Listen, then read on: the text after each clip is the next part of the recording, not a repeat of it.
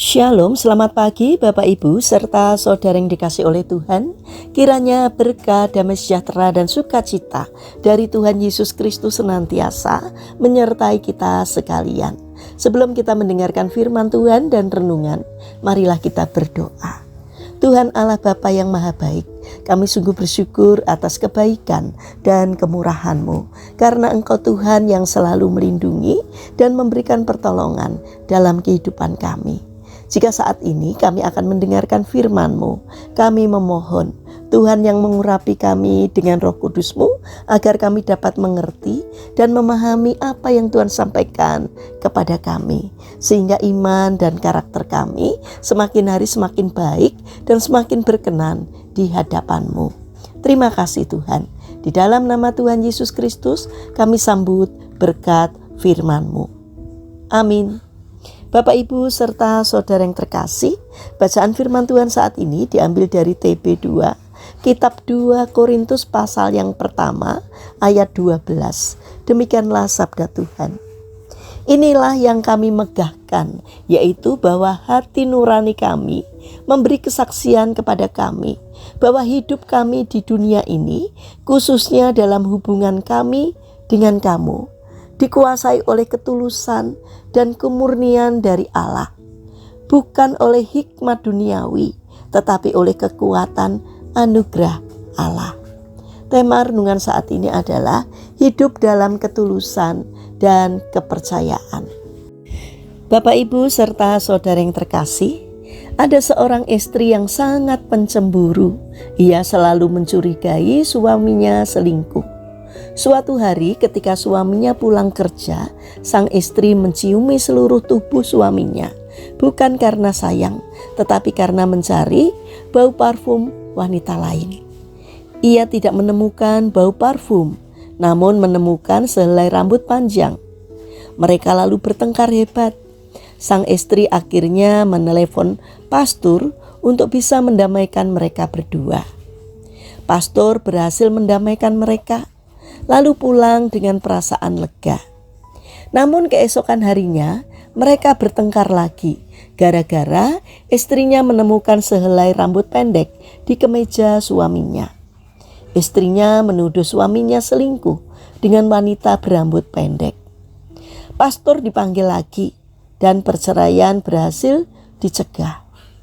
Hari berikutnya, sang istri penasaran karena tidak mencium bau parfum wanita lain ataupun menemukan rambut baik yang panjang maupun pendek. Namun tak berapa lama kemudian, sang istri kembali mengamuk sambil berguling-guling di lantai. Pastor yang kembali dipanggil tiba dengan tergopoh-gopoh sambil bertanya, "Bu, ada apa lagi? Ibu kan tidak menemukan bau parfum dan rambut wanita." "Iya pastor," kata sang istri sambil menangis makin keras. "Justru karena itu saya marah. Berarti suami saya selingkuh dengan wanita gundul." Bapak Ibu serta saudara yang terkasih, kecurigaan yang terlalu berlebihan dan tidak pada tempatnya adalah hal yang bisa merugikan hubungan apapun.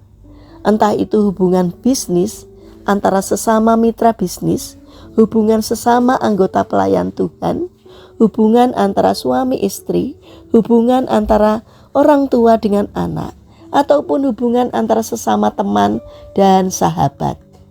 Sebuah hubungan yang baik dan bisa bertahan lama adalah sebuah hubungan yang didasari oleh rasa saling percaya, namun tanpa kehilangan sikap untuk saling menjaga kepercayaan yang telah diberikan. Jadi milikilah rasa saling percaya, mengasihi dengan tulus hati, namun serta saling menjaga kepercayaan yang telah diberikan, sehingga setiap hubungan yang kita bina dapat bertahan lama. Jadilah bijak dan jangan menuruti keinginan diri sendiri, agar hubungan kita dengan sesama dapat terjaga dengan baik. Mari kita berdoa. Tuhan Yesus yang Maha Baik, jadikanlah kami pribadi yang dapat dipercaya oleh orang lain dan juga dapat mempercayai orang lain, sehingga segala sesuatu yang kami kerjakan dapat terselesaikan dengan baik. Bapa yang Maha Kasih, saat ini kami mendoakan bagi mereka yang mengalami permasalahan dan kesulitan hidup. Kiranya di dalam pergumulannya mereka Engkau berikan semangat untuk tidak menyerah dalam menghadapi kesulitan, melainkan bangkit berjuang. Kiranya Tuhan juga memberikan kemampuan sehingga setiap kesulitan yang dialaminya dapat teratasi. Kiranya Tuhan berkenan hadir untuk menolong mereka. Bagi mereka yang terbaring sakit, dalam pergumulan sakitnya kiranya Tuhan berbelas kasih untuk menolong, sehingga saudara-saudara kami yang sakit segera memperoleh pemulihan, kesembuhan yang dari Tuhan, karena Engkau hadir untuk menolong mereka. Kami ingin menyerahkan pemerintahan bangsa dan negara kami.